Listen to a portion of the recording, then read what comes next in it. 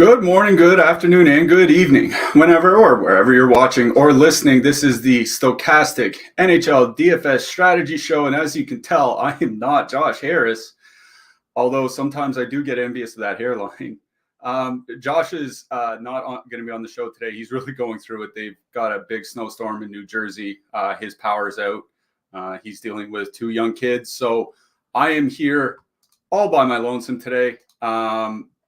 Huge slate of games to break down. We're not going to waste too much time getting to it. Before we do, just want to echo what Josh says at the start of every show.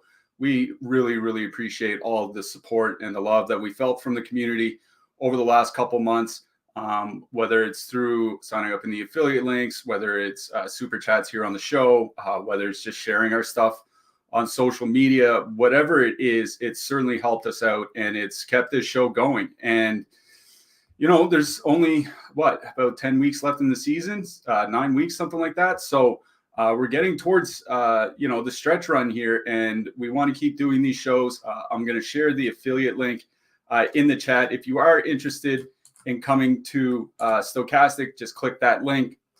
Sign up for NHL if you want. Obviously, NBA is still going, even though All-Star break this weekend, and that'll make for a pretty big Saturday in the NHL, but NBA is still going. Obviously, there's a big MMA fight. I'll talk about that a little bit later as well. Lots of reasons to come join us here at Stochastic. So just click through that link if you want to help support us. If you want to come join and see what all the fun is about here at Stochastic.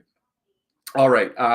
As I said, we have 11 games to get through today. I'm going to try my best to get through all of these in a timely fashion. So let's get this going. I'm going to start with the Tampa Bay Lightning. They have a 2.8 implied goal total. They're going into Boston. Boston has a 3.3 implied goal total. Andrei Vasilevsky already confirmed. Mercifully, we're not going to have to suffer through Jonas Johansson. Boston didn't announce, but they've been rotating their goalies. Imagine it's going to be Linus Ullmark tonight. He's coming off a shutout of Vancouver last week, I believe. 3.3 total for Boston seems about right. This is a team that seems like they have struggled scoring at times, but they certainly do have their big games. Obviously, they're led in a big way by David Pastrnak.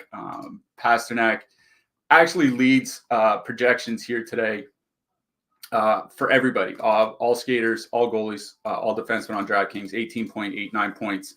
So obviously, he's at the top of the board today for anybody that's playing.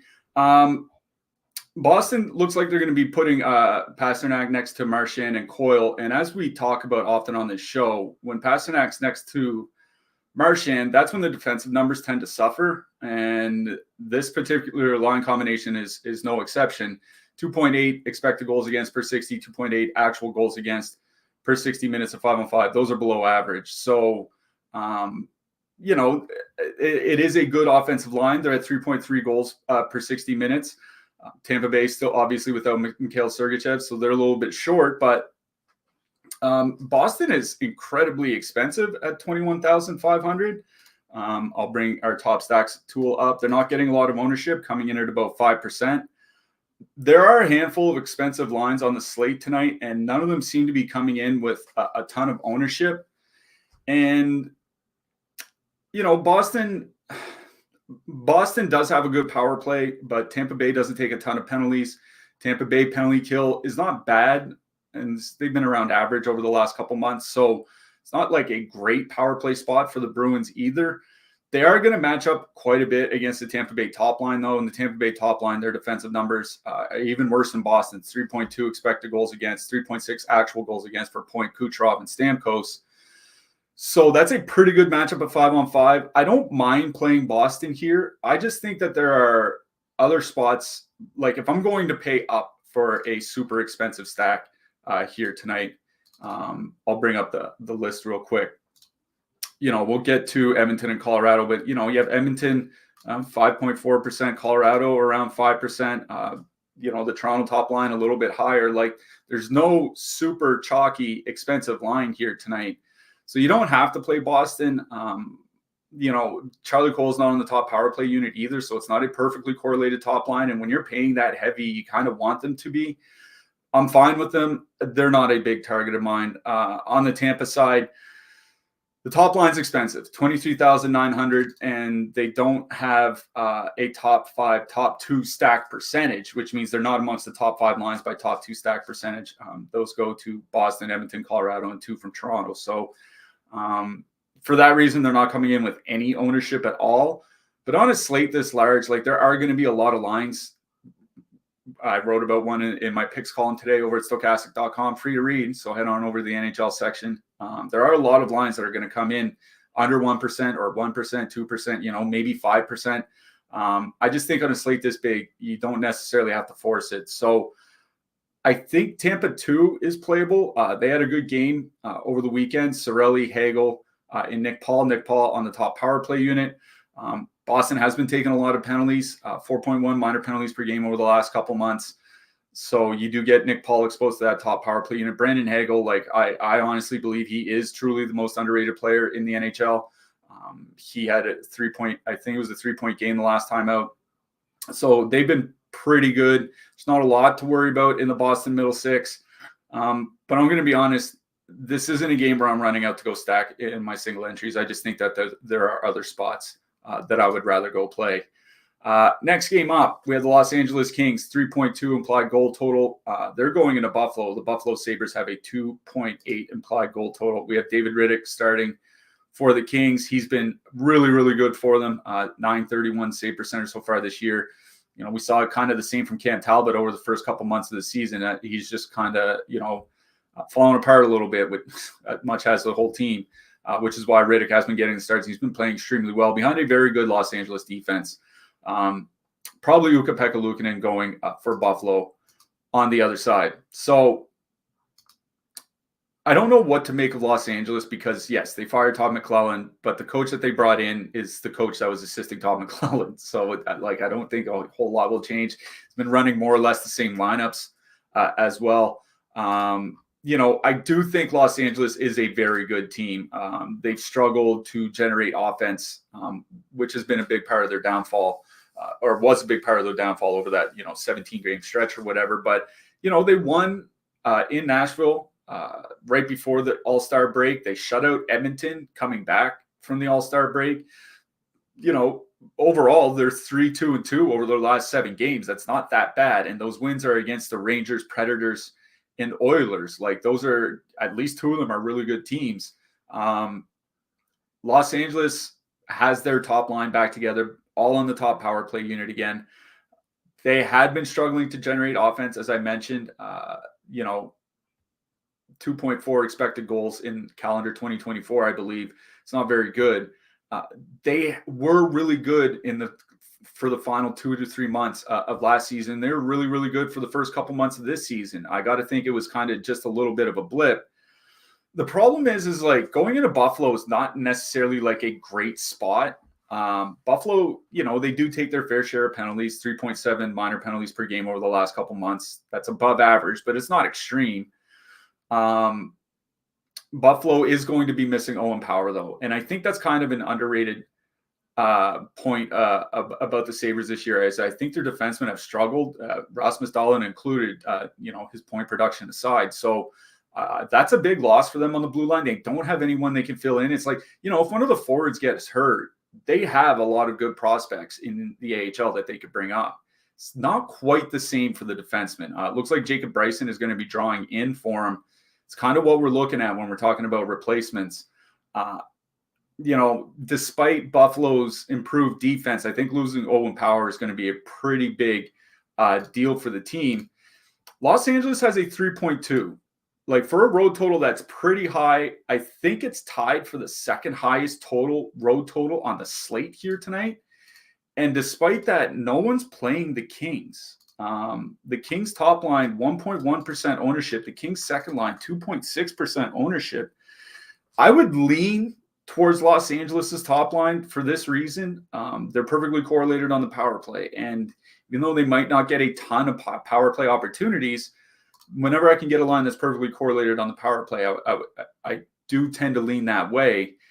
Los Angeles 2 is perfectly fine. And in fact, I've been playing them more than the top line over the last month or so because the top line had been struggling.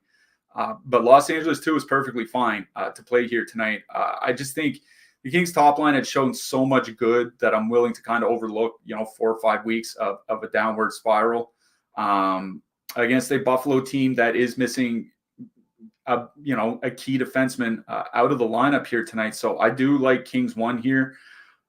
The Buffalo side is a little bit more interesting because I do think that they have 3 playable lines.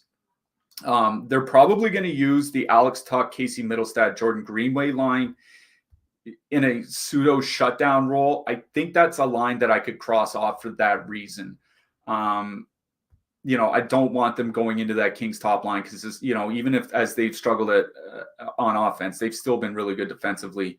So I'd probably cross off Buffalo 3. Buffalo 1, not a big sample with Kyle Okposo there, but 64 shot attempts for, 65 against per 60 minutes, 5-on-5. I'm not too worried about the middle six from the Kings from a defensive perspective.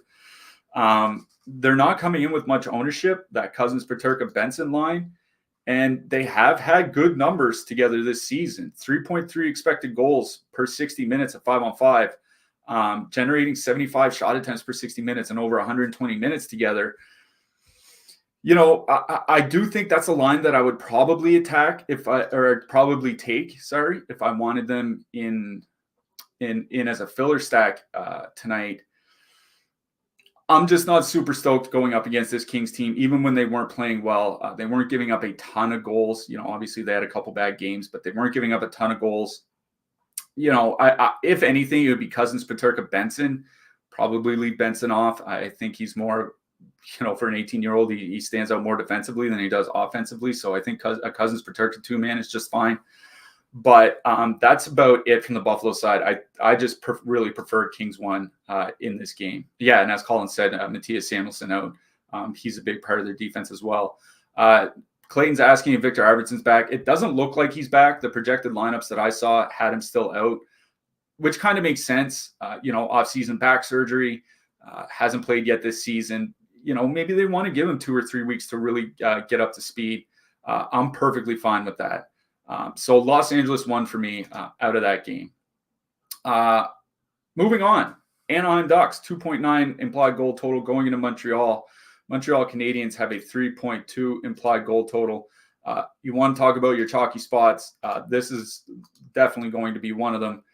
Montreal top line has kind of turned things around lately. It's one thing that I mentioned in my picks article today. Again, free to read over at Stokastic.com. Just head on over to the NHL section. I wrote about Cole Caulfield specifically, but what I said is, like, as the entire line, after a downturn, they've come alive again their last 10 games, 31.7 shots per 60 minutes, 3.1 goals per 60 at 5-on-5. They all skate together on the power play as well. There's no matchup concerns on the Anaheim side. Really, I guess you don't want to go into the Leo Carlsson matchup, but I don't think they will.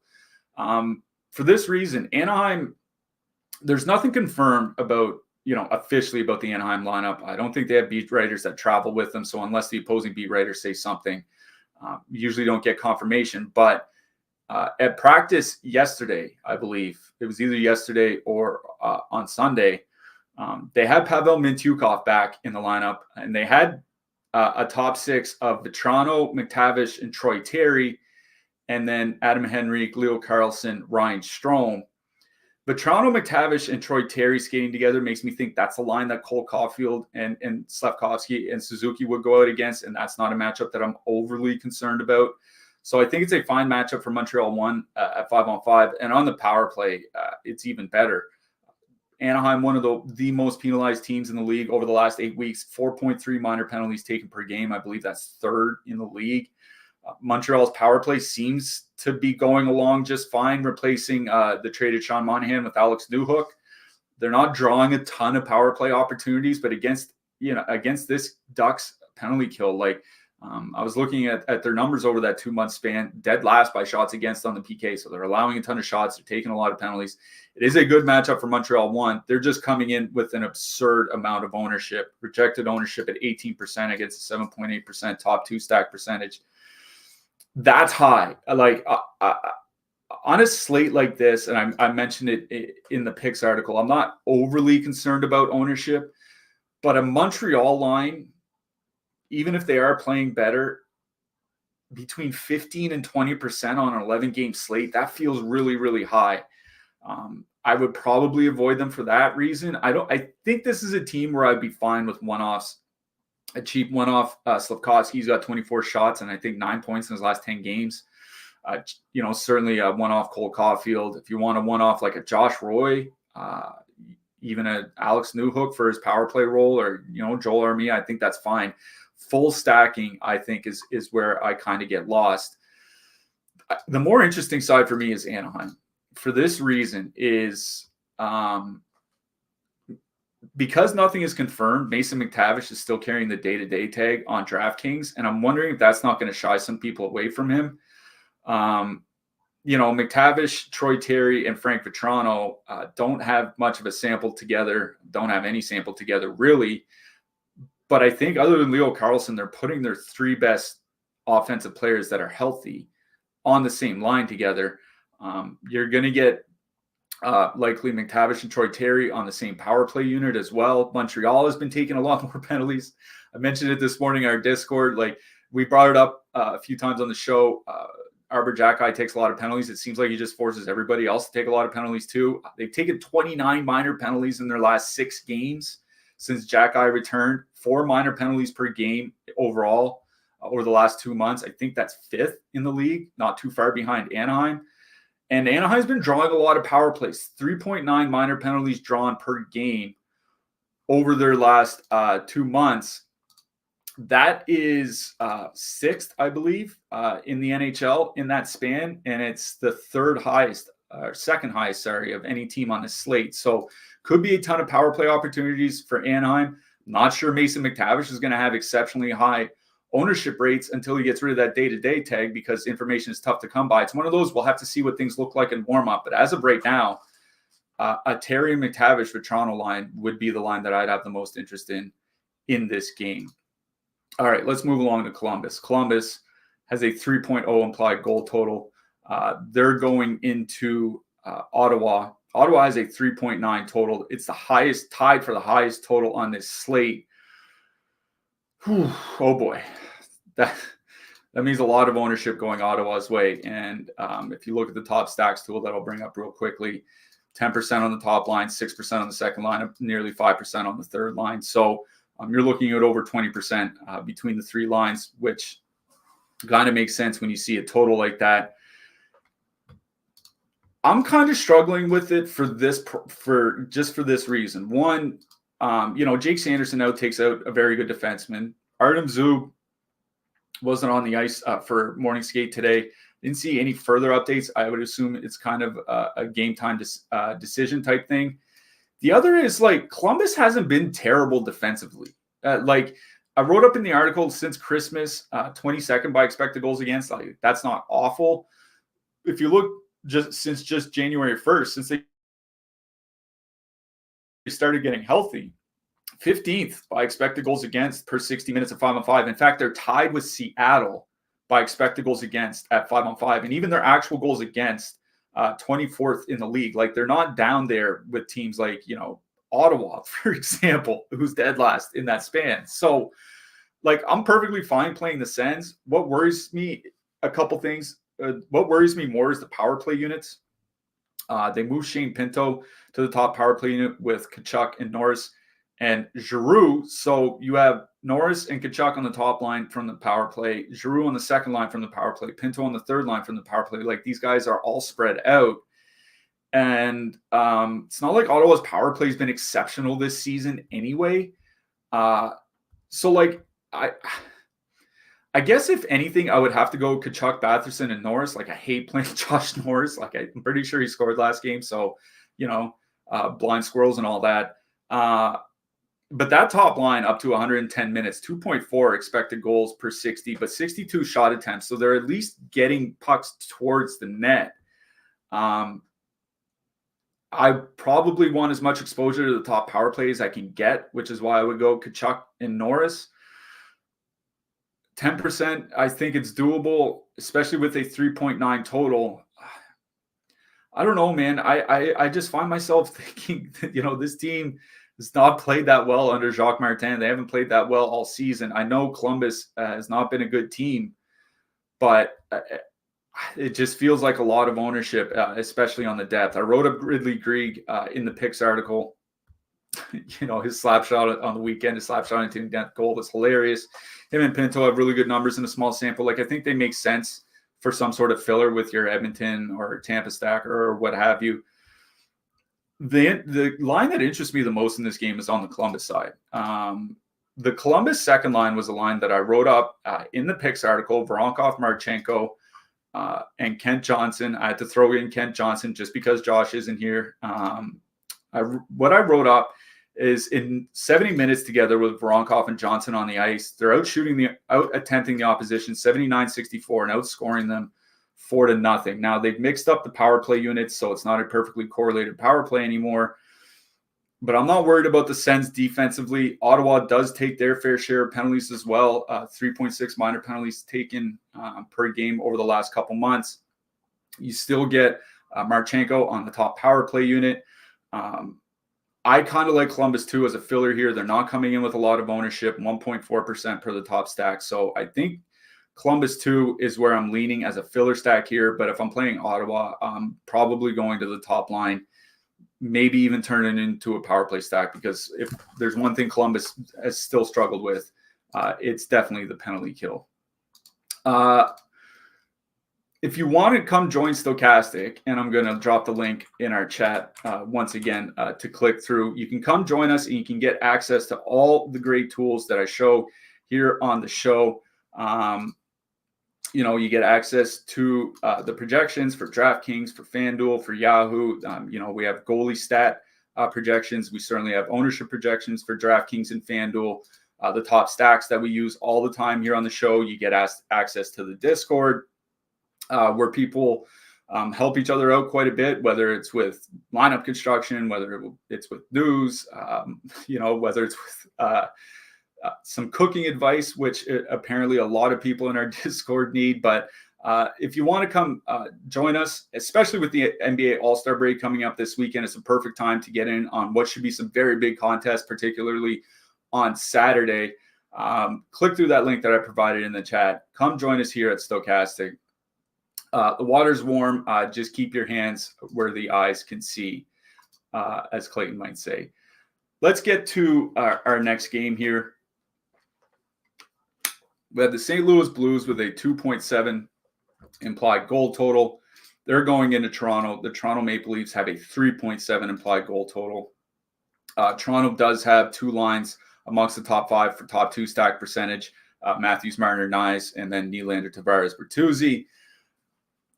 The Toronto top line has certainly been playing pretty well offensively. 3.3 expected goals, 3.4 actual goals per 60 since Christmas. Second line, generating but not scoring, 2.4 actual goals per 60 since Christmas. Tavares had been turning things around a little bit recently. So there's still a lot of reason to play the Leafs. Here's what concerns me is that I haven't seen anything yet official. Maybe something's come down since we started the show. But Morgan Riley is going to get suspended for what he did to Ridley Greig on Saturday night.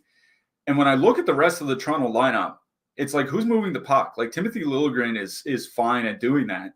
Who else? Morgan Riley, for whatever defensive issues he's had, he's still an excellent puck-moving defenseman. In fact, when I was looking at the Toronto second line this season as a whole, 1.8 goals per 60 minutes at 5-on-5 when Morgan Riley is not on the ice with them. That is extremely poor offensive production, which probably shouldn't be surprising when you look at the rest of the defensemen in the lineup, but it should kind of tell us or inform us just how important Riley is to the success of this team. The top line has fared better with him off the ice, so maybe it's a stylistic thing.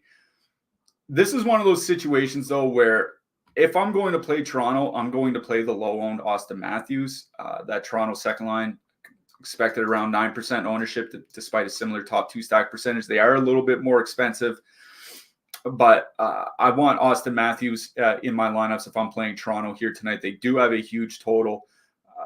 I assume it's going to be Joel Hofer in net for St. Louis because Jordan Binnington was in net for the game Sunday against Montreal. And, they had been rotating a little bit. So I assume it's hopeful we'll see what happens. But, losing Morgan Rielly, I think, is a pretty big loss for that team as far as moving the puck. But it does leave Jake McCabe a much cheaper option as the top power play defenseman, which is also interesting. St. Louis doesn't take a lot of penalties, 2.9 minor penalties taken per game over the last couple months. League average is about 3.5, so they're definitely well under that.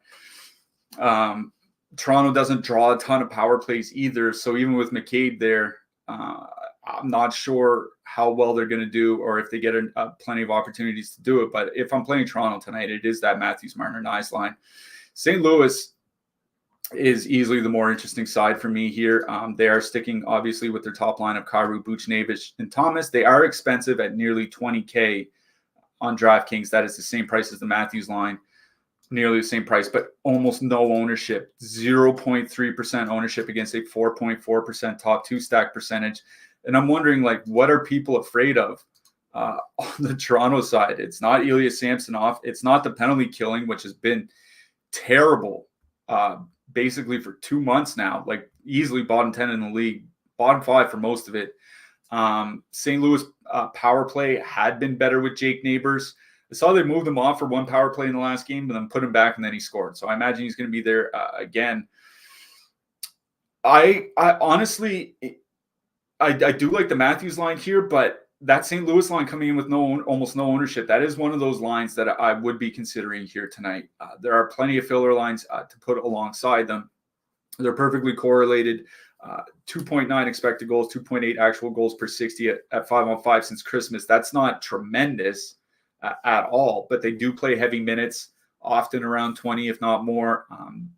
Kyrou sometimes plays a little bit less, like 18 and 19, but he's got 11 goals and over 3 shots per game his last 20 games as his shooting percentage positive regression has started. So I think it's the St. Louis side that I would rather play here. But yeah, the Austin Matthews line certainly in play for this slate. Our next game, Colorado, 3.4 implied goal total. They're going to Washington. The Washington Capitals have a 2.7 implied goal total. Looks like you're going to get Charlie Lindgren in net for the Caps, Alexander Georgiev in net for Colorado. Lindgren has been mostly good for Washington this season. Obviously, he's had a couple bad games, but he's been mostly good. Colorado is going to have Nathan MacKinnon. There was, he had missed practice, left the game late over the weekend, but looks like he's good to go. He's going to be on the top line with Mikko Rantanen and Jonathan Drouin. They've moved Arturi Lehkonen back down to his usual third line role. That top line is one of those lines that's not coming in with a ton of ownership. 4 points. Sorry, I'll make it a little bit clearer. 4.7% ownership against 17.4% top two stack percentage. There's no real matchup on the Washington side that I'm concerned about. They can send Nick Dowd out there if they want, but even that's not going to do it. Whatever line Ovechkin's on is not going to be good defensively. Poor Max Pacioretty playing with Michael Scarbosa, I guess, on technically the third line now. There's just nothing on the Colorado side that I'm overly concerned about. Washington has typically had a good penalty kill, but this Colorado power play can absolutely shred anybody, basically, other than Carolina, which was a good game to watch. I believe that was on Friday. Colorado's been drawing a ton of power plays as well. 4.2 power play opportunities per game over the last couple of months, over the last 8 weeks. That is the second most in the league. So if this team gets 4 or 5 power plays, I don't care how good Charlie Lindgren's been, they're going to stand a pretty good chance of scoring. So I really do like Colorado 1. I think this is one of those lines that I would rather play than Boston 1 here tonight. The top line's been playing really well with Drouin there since Christmas. 3.3 expected goals, 4.4 actual goals per 60 minutes at 5-on-5. Nathan MacKinnon, 4.5 shots per game over his last 10 games. Jonathan Drouin still on the top power play unit, so you can leave him in there. This is one of those expensive lines that I really do like here tonight. So Colorado 1 for sure for me. Colorado 2 is coming in with some negative leverage, which I get. The Colton O'Connor Wood line. They've been generating a lot of offense, not necessarily a lot of goals. I guess they're fine if you're playing a super expensive Tampa Bay stack or Edmonton stack or whatever, but I really want to get pieces of the Colorado power play. So Colorado 1 is what I like best on their side. On the Washington side, I'm not playing the Caps. Dylan Strome, TJ Oshie, Alex Ovechkin don't have much of a sample together this season. The sample that they do have, they're underwater by shot attempts for and against, underwater by expected goals. Probably all in the top power play unit, though they've been changing their power play units quite a bit. Colorado has been taking a lot of penalties, so I think that's one thing we can kind of hang our hats on is 3.9 minor penalties taken per game for the Avs over their last 8 weeks. That's amongst the most penalized teams. I think that's 7th and 3rd most of any team on this slate. Their penalty kill honestly hasn't been that good lately. Middling is probably the best that you could say, maybe even worse than that. So, if you want pieces of the Washington top power play, like I guess Ovechkin's goal streak, you can put him in there. Thankfully, if they're in the lead, he's going to be on for the empty net. If you want to play TJ Oshie or one off or something like that, I think that's fine. I'm not sold on stacking the Caps here. One-offing them, I think, would probably be the preferable way to go. There's not a ton of ownership coming in on that top line. I think that's one thing we can kind of hang our hats on. 5.2%, 3.6% top stack percentage. So there is negative leverage, but at least the ownership isn't out of control. But I think it's, going to one-offs rather than full stacking is what I prefer on that Washington side. All right, let's move things along. We're going to get to Seattle with a 2.5 implied goal total going into New York to face the Islanders. The Islanders have a 3.0 implied goal total. Islanders had moved Pierre Engvall to the top line. It looks like they're going to stick with that. So top line of Horvat, Barzal, Engvall, second line of Nelson, Palmieri, Anders Lee. It's an interesting choice to move Engvall there over Lee because Engvall doesn't really shoot the puck a lot. But other than that, him and Lee can fill similar roles for the Islanders' top line in the offensive zone. It's just Engvall is a guy that typically does like to get touches on the puck. It's probably why some Islanders fans and Leafs fans kind of get up in arms about him because he does turn the puck over a fair bit. But that's usually because he's the one on his line, whether it's with New York or whether it was in Toronto, doing all the heavy work, whether it's moving the puck out of the zone, carrying the puck into the zone, so on and so forth. He doesn't have to do that on a line with Matt Barzal. So I'm interested to see how that works. There's obviously no sample together because Engvall spent almost his entire time with the Islanders on the second line. But I will say 215 minutes without Anders Lee on the top line this season. The top line has a 3.0 expected goals per 60. They weren't scoring 2 goals per 60 minutes at 5-on-5, 2 actual goals, which is why Lee was moved up there in the first place. But they've been getting a lot of ice time under Patrick Waugh, like 22, 23 minutes, if not more, some games for Horvat and Barzal. Seattle's defense, as I mentioned earlier, has been good, but not super elite, as we saw, at times this season, certainly last season. Seattle played last night and played Joey Decord last night. So they'll be going elsewhere for this start. And Joey Decord have been getting a lot of starts because the rest of the Seattle goaltending had been so bad. I'm fine with playing Islanders 1 because they're also not coming in with a ton of ownership here. 5.9% against a 4.7% top 2 stack percentage. I honestly think you can leave Engvall off, though. Famous last words and all that. But he's not a guy that shoots a puck or tends to score quite a bit. So he's a guy that I always say, like, if there were third assist, he would probably have a lot of third assists. But he's the guy that kind of goes in and gets the play going to allow the other players on the ice to kind of get their shots off and get good scoring chance opportunities. He's not necessarily the guy that will directly set up the play. So I think he can just two-man Horvat and Barzal. But I do like that Islanders top line. The Islanders second line, I think, is where things get really interesting because that second line, it was pretty good with Anders Lee over the last couple seasons. They just moved Lee to the top line to make room for Engvall, and B, because nobody else was doing well on the top line. But that second line over the last couple of years with Lee there, 4.2 expected goals, 3.3 actual goals per 60 minutes at 5-on-5. You get 2 out of the 3 guys on the top power play unit. Seattle's actually one of the least penalized teams over the last couple of months, so there may not be a lot of power play opportunities for the Islanders. They get 1 or 2. I think they'll be happy with that. But you get 2 guys on the top power play unit. Not a ton of ownership because they're kind of in that no man's land at 15,000 on DraftKings, 3.2% ownership, 2.4% top stack percentage. They're kind of in that no man's land where you can't play them with those, $21,000 lines, not comfortably anyway. And if you're going to be playing, 2 lines in the middle of the road, there are probably higher top 2 stack probability lines to go to. But I do like that Islanders second line here.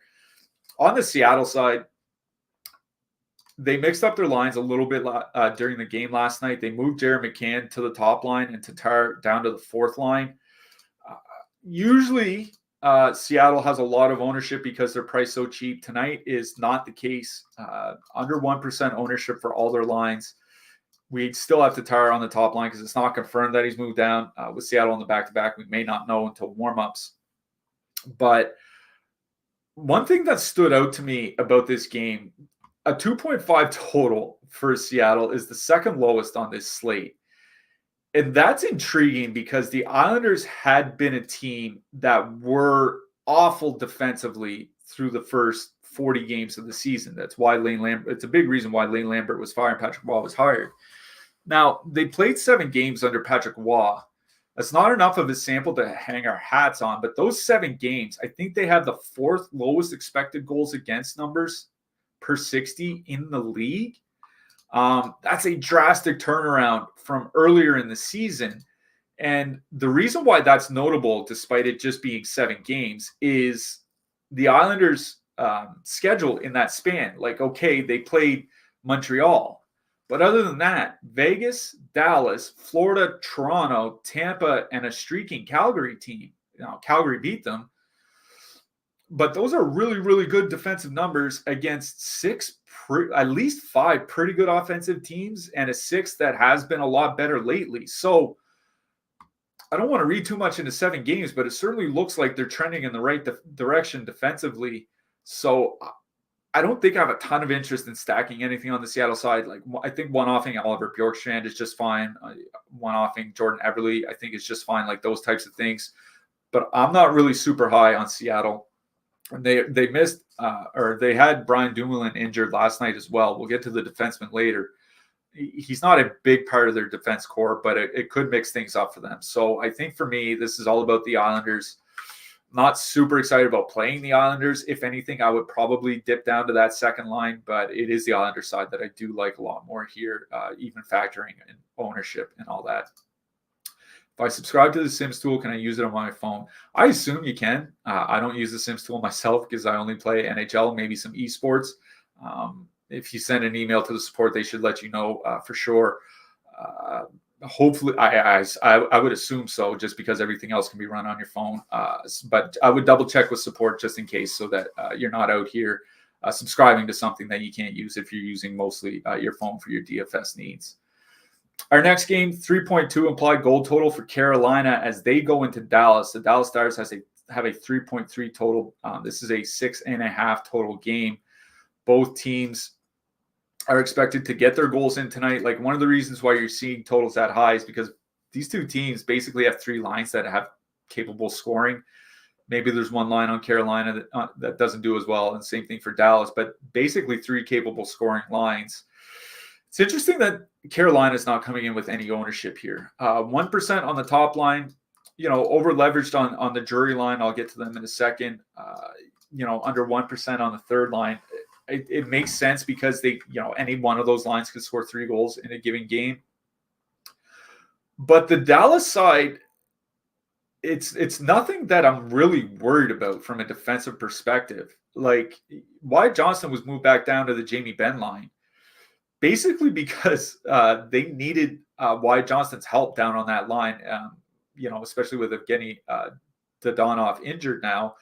Ty Dellandrea is going to be next to Johnston and Ben. They haven't really been that great this season. The Matt Duchene line, 3.1 expected goals against since January 1st. The only reason their numbers look better, or their goals against numbers look better than they should be, is that the goalies have been saving 95.3% of shots in that span. And anytime you get 950 goaltending, you're going to look good defensively, but they've been giving up quite a bit. Now, they put Joe Pavelski back on the top line, and for whatever struggles the top line had offensively at times with Pavelski there, the defense was still really good. 115 minutes together since Christmas, 2.2 expected goals against, 1.5 actual goals against per 60 minutes of 5-on-5. So that's one thing that's kind of scaring me away from the Carolina side here. Here's the other thing, though, is Dallas's penalty kill has legitimately been in the bottom 5 for 20 games now. By goals against, by shots against, they are in the bottom 5 for penalty killing, and that is not good news when you're facing this Carolina team, because as we always say, the Carolina actually second most shots against for Dallas, over the last 20 games on the penalty kill. The only team that's worse is Anaheim. So that should tell you about how bad the Dallas penalty kill has been. And it's not Miro Heiskanen either, because he did miss some time, because he's not a monster penalty killer for those guys. It's the other guys that have been faltering. To get back to the Carolina side, as I was mentioning, the Carolina top line the Carolina top power play is much, much better with Andrei Svechnikov there, whether looking at shot attempts, expected goals, actual goals, doesn't matter. Much better with him. That top line's at 3 expected goals, 3.2 actual goals per 60 minutes in 130 minutes together.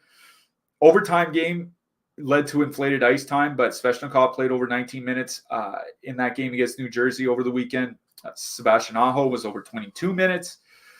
They're not coming in with a lot of ownership. Like I said, 1% on that Carolina top line. There's nothing that I'm terrified of from the Dallas side. And if that penalty kill stays as bad as it's been, it's a great power play spot for Carolina, even though Dallas doesn't take a ton of penalties. So I like Carolina 1 here. I think Carolina 2 is fine as a filler. Drury and Natchez have been playing extremely well together. I wrote up Jack Drury in the picks article today as a super cheap center option. He's up to 13.31 per game over his last 5 games, 13.09 per game over his last 21. So he's added about 3 minutes of ice time to what he was getting earlier in the season. Him and Natchez, 2.8 expected goals, 3.0 actual goals per 60 minutes in 194 minutes together at 5-on-5. So they have been pretty good. I just think, you do get bunting on the top power play. I just think I want more guys. It's kind of that Ottawa situation where I want more guys from the top power play, because I think it's a decent power play matchup for them. So it's Carolina 1 that I do like best on the Carolina side. On the Dallas side, it's that age-old thing of Carolina playing super well defensively, but the goaltending kind of letting them down. I don't have a ton of interest in Dallas here. They are perfectly fine to play. They have a 3.3 total. Not a lot of ownership on the top line, 1.8% ownership. Even the Duchene line is coming in with positive leverage. So I would probably go to that Hintz, Robertson, Pavelski line for this reason, is that the Carolina top line is a line that isn't great defensively. The Aho line isn't great defensively. They're a little bit worse than league average. It's their only line that's like that, and that's the matchup that Dallas 1 will probably see a fair bit of here tonight. So I think it's both top lines that I like in this game. I'm going to go to the Carolina top line and take advantage of a really bad Dallas penalty kill. So that's kind of where I'm looking here tonight. Mark Borneman asks, what's your favorite stone cold min play here tonight? If you're looking for a $2,500 defenseman, we can or $2,500 forward, we can bring him up real quick. That's one of the benefits here at Stokastic, is that you can look things up incredibly fast using their tools. Here are the guys that would grade reasonably well. I would probably go with Carl Grundstrom. I think he's on the fourth line, quote, on the fourth line, but the fourth line actually hasn't been bad for Los Angeles. Yakov Trainer probably gets decent ice time for Nashville. I think those are two guys that would kind of stand out to me, but stone min priced players aren't something that I typically do unless it's some sort of mispricing. I just kind of want to throw that out there. I don't think there are a lot of great options in that price range here for tonight. As I mentioned earlier, there's a big MMA show coming up this weekend. Josh is going to have a video up on his Twitter account. So if you want to go see what Josh has to say about UFC this weekend, JRH002 DFS on Twitter. Go follow him. It's Volkanovski versus Topuria. The pay-per-view this weekend, it's UFC 298, if I'm not mistaken. So if you want to play a little bit of DFS, there should be some very big contests this weekend, considering there's no NBA. So I'll share the affiliate link again. Just click through that. You can sign up for a week of UFC, see what the tools are about. They have MMA Sims now if you want to go even further and sign up for the Sims. And don't forget to check out Josh's content on his Twitter account.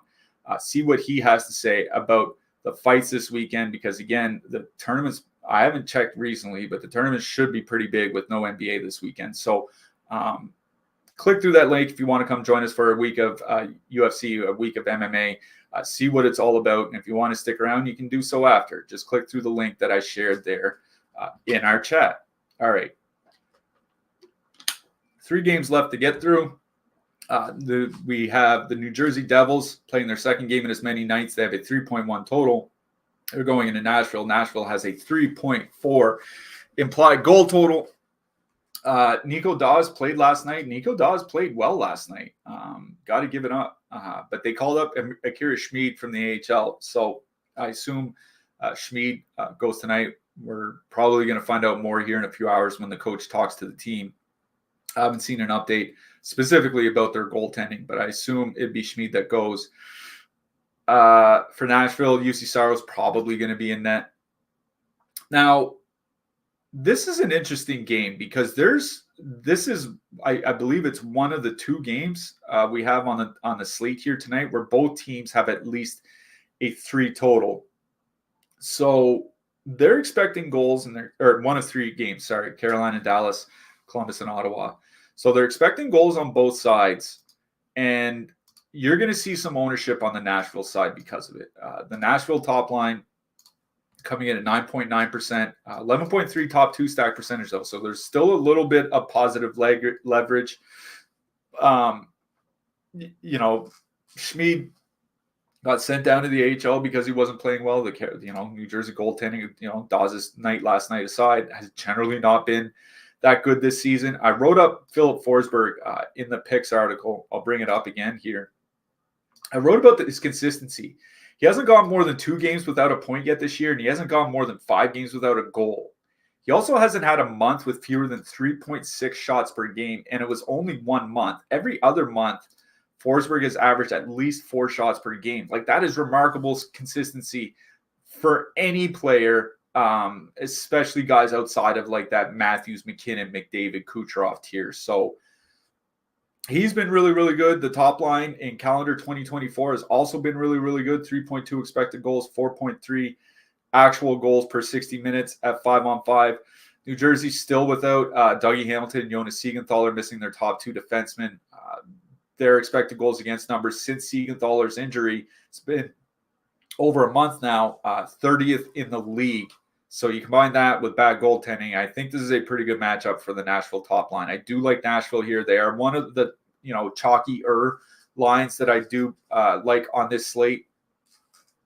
They're drawing 3.6 minor penalties per game over their last 8 weeks. That is above the league average as well. So they could get their fair share of power play opportunities here tonight. They're perfectly correlated on the power play. They're not coming in with a lot of ownership. As far as lines that could be 10% or plus here tonight, I do like Nashville 1. Now, they called up Egor Afanaseyev. I'm sure I'm probably pronouncing that wrong. I apologize. I believe it's Afanaseyev. Looks like he's going to start, quote, on the 4th line. They sent down Philip Tomasino to do it. That's just kind of a little bit of a frustrating swap from a hockey fan perspective. The big note about Nashville is they've been moving guys in and out of the top power play unit. There's one open spot after the top line of Roman Josi. We've seen Tyson Barrie there. Colton Sissons was obviously there for a couple months, and then Tyson Barrie was there, and then Cody Glass was back there. And Cody Glass got moved off towards the end of their game on the weekend. So who's the fifth guy of the NWO is kind of up in the air, but I do like Nashville's top line. They are one of those, they're not a mid-price stack, but they are one of the cheaper stacks that are going to be somewhat chalky that I do like in this matchup here tonight. I'm not stacking anybody else from Nashville. If I'm not playing the top line, but I still want to play Nashville, I'm just one-offing guys, like a one-off Tommy Novak, one-off Cody Glass, those types of things. I'm not stacking anyone. There's just no consistency in their lines, and there's no consistency in their ice time other than guys often don't get very much of it. The New Jersey side is what's more interesting to me here, because New Jersey is on a back-to-back, but they do have a high goal total. Like a 3.1 is not nothing. Carolina just had a 3.2. Like Los Angeles had a 3.2. This is a high total for a road team.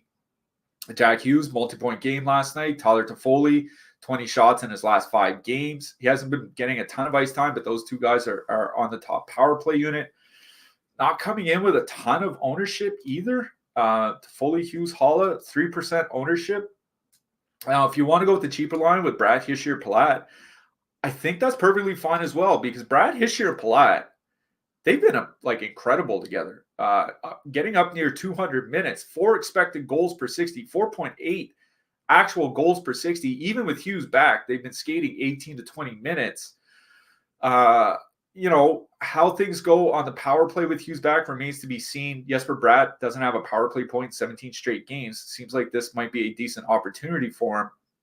But it is the Hughes to Foley Hollow line that I like best here. So I would go with the Hughes side.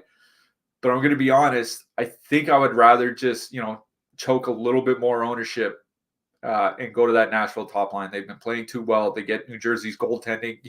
I'd much rather shoot against Akira Schmid than UC Saros. So Nashville 1 is what I like best in this game, but I think the Jack Hughes line is perfectly fine. Oh, God. Here's our next game to bring up on the show today, and I'm kind of stuttering because I'm looking for the Vancouver lines because they're intimated that the lines might be changed. Okay, I haven't seen anything official. Irfan Ghaffar, who is a beat writer for Vancouver, said that he thinks that there's going to be a change, and the change will be moving Elias Lindholm to the top, quote, top line with Elias Pettersson and Niels Hoglander with the second line going back to Suter, Besser, and JT Miller, which kind of changes things a little bit because now you get 2 guys on the top line on one power play unit and 2 on the other. Like with Lindholm down with Miller and Besser, that was a perfectly correlated line. Now it's not. Now it's split 2 guys on, assuming that's what they go with. Still haven't seen anything official. 2 guys on the top line on one unit on the power play unit, 2 guys on the second line on the power play unit as well.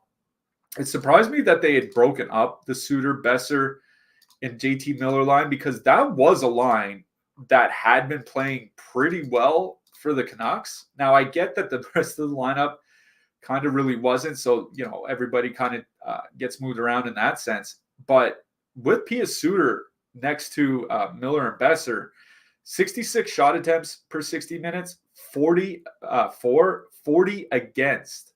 3.1 expected goals for per 60 minutes, 1.4 against. 5 goals for per 60 minutes, 1.8 against. Like, they had been playing extremely well. If they're going to be back together, that's a line that I do have a lot of interest in. We don't have the updated line combinations for the top stacks because we don't have updated lines. I haven't seen it. There hasn't been anything announced that I've seen yet. So, we don't know exactly what the ownership was going to be, but with Miller, Besser, and Lindholm, a perfectly correlated line, that old line, there's only 1.2% ownership. And if Pius Suter is there, I can't imagine it's going to be a whole lot. Like, it'll probably come up because it'll be a lot cheaper, but I don't imagine it'll be anything extreme. Miller, Besser, and Suter is a line that I have interest here. Like I usually I say I don't like playing Vancouver without playing Elias Pettersson, but this isn't really a great power play spot for them. Over the last 2 months, Chicago below average by minor penalties taken per game. Their penalty kill has been good besides that. Not great, but good besides that. I imagine that Chicago is going to send out that Jason Dickinson shutdown line, which has been a legitimately good shutdown line, out against Pettersson if he's going to be skating with Lindholm and Hoglander. So that'll leave that JT Miller-Besser line against the secondary matchups from Chicago. And once you get there, there's not a whole lot to worry about. So I like Miller, Besser, and Suter a lot. Again, if you're a Stochastic member, double check the Discord because we're still looking for confirmation on that. But that would be a pretty interesting line that wouldn't be all that expensive and is most certainly going to be low owned in what is a good spot. Like Vancouver does have a 3.4 total. It's the same as Colorado going into Washington. So I do like the JT Miller line here in this matchup. Just double check to make sure that Pia Suter is there. Don't bug the beat writers. They hate DFS players enough as it is. Just keep Twitter searching. It should come up eventually, hopefully. On the Chicago side, I don't think we even need to talk about them. All right. Let's get to our last game here. Detroit 2.7 total. Dallas 3.3 or Dallas, geez. Edmonton 3.9 implied goal total. I don't know why I was looking at Dallas there. Edmonton's an interesting spot here tonight because I wrote up Connor McDavid in the picks article and brought up these 2 points. One, the top line hasn't really been scoring at all, actually. 3.1 expected goals per 60 at 5-on-5 over the last 10 games. I don't think that line has been on the ice for a goal for at 5-on-5 in those 10 games. But obviously, if they're creating over 70 shot attempts and 3.1 expected goals and they're not scoring, it's just a shooting percentage thing. It's, shooting percentages come and go. What I mentioned in that article is that it's a pretty good matchup against Detroit. If you go back to the Christmas break, the Detroit Red Wings, 25th by expected goals against, 26th by actual goals against per 60 minutes at 5-on-5. Like, that's really, really bad. I did write up the Detroit top line, and I'll talk about them in a second. I did write up the Detroit top line in the picks article. Problem is, like, they're not tremendous defensively. So I think that's a matchup that McDavid and company can certainly take advantage of. They're not coming in with a lot of ownership either. Per the top stacks tool, this is another one of those lines that's going to come in around 5%. I think it might come in a little bit higher because they do have a really high total at 3.9. But there are a lot of stacks, in that $22,000 to $24,000 range, and you can only play one of them. So, and a lot of people don't even like paying up for a line that expensive. So I do like Edmonton one quite a bit here tonight. If you want to just one off McDavid, I think McDavid's perfectly one offable on this slate. But I prefer playing Edmonton one than diving all the way down to Edmonton two. Like, they don't have a sample together. The goal scoring wasn't great without Warren Foegele. 230 minutes for Evander Kane and Leon Draisaitl without Warren Foegele next to them. 2.6 goals per 60 minutes at 5-on-5. Now, I'm not worried about the matchups for Detroit at all. Just worried about their goaltending. But I do want to get as much of that top power play as I can when I play the Oilers. So it's Edmonton one that I like here. But I did write up the Detroit top line for this reason. There's almost no ownership, literally almost no ownership coming in on them. Larkin, DeBrincat, Raymond, 0.1% ownership at 18,900. I get not wanting to play them in a single entry because Edmonton has been excellent defensively and they have a really good penalty kill, and it's not a perfectly correlated line. But as I mentioned in the picks article, the Larkin and DeBrincat have been excellent together. 33.9 shots, 4.7 goals per 60 minutes together in 320 minutes at 5-on-5. Now, I mentioned that shooting 14% is the reason why, but again, even 11% would have them scoring about 3.2 goals or 3.7 goals per 60 minutes. And that's still really, really good. You don't have to play them in a single entry because you don't need that 0.1% ownership or even lower, in a NHL contest that is, 500 people or 1,000 people. But if you're multi-entering, if you're playing that $7 or whatever it is tonight, 150, I think it would behoove you to have a little bit of Detroit one here, even at that price, because absolutely nobody's going to be playing them. And, they don't hard match. And that Edmonton second line without Fogle there is at 3 expected goals against per 60 minutes and 5-on-5. That is really bad defense. So Detroit should get some decent 5-on-5 matchups for the top line. And they've been drawing 3.9 minor penalties per game over the last 2 months. That is one of the highest marks in the league. I think it's seventh or eighth right there with Calgary. So could get, Larkin and Raymond could get a fair amount of power play time. That power play has been good even without the Brinkat there. 65 shots, 10 goals per 60 minutes for the Larkin and Raymond power play unit. So I do like Detroit one here. I just think it'd be a case more where if I was playing 20 max, maybe certainly 150 max, where I'd be looking at adding Detroit one, but it's Edmonton one that I do like best in this game as a whole. Oh, all right. Those are all 11 games coming up a little bit later. 5:30 Eastern. You have the NBA Deeper Dive with Josh and DK DFS. Following them, you have the NBA Live Before Lock at 6:30 Eastern with Greg and Eric. So lots of NBA coverage coming your way for anybody wanting to get in before the All-Star break hits, which starts Friday, if I'm not mistaken. All right, let's talk defensemen and goalies. We'll see who starts for St. Louis. I prefer Joel Hofer. I assume he starts, but Joel Hofer is the guy that I wrote up in the picks article, mainly because without Morgan Riley, I'm not that worried about I'm not super worried about the Toronto power play anymore. And St. Louis doesn't take a lot of penalties. So as long as they don't completely fall apart at 5-on-5, I don't mind Hofer as a cheap goalie. Ilya Sorokin, he grades out extremely well amongst goalies here tonight.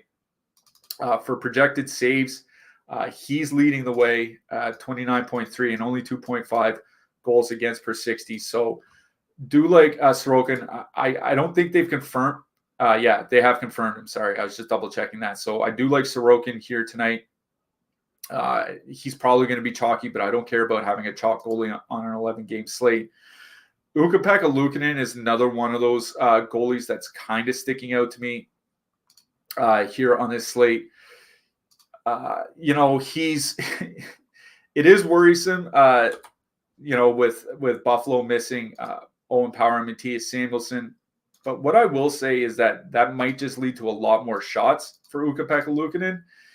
And, he's not going to grade out super well because of it, but there's not he's got a stellar projection at just over 11. It's not far off from what UC Saros is. It's above, guys like Lucas Del Stal, whoever starts for Seattle, whoever starts for Washington. So I do like Ukko-Pekka Luukkonen here as well in net. Another goalie I would look to is Jake Ottinger. He's at home to Carolina. Anytime a goalie plays against Carolina, I'll take Jake. I'll take whoever's facing them. Jake Ottinger. A couple good games in a row now. Easier teams against Montreal and Buffalo. We'll see how he does tonight. If you want to pay up a bit, I don't mind him.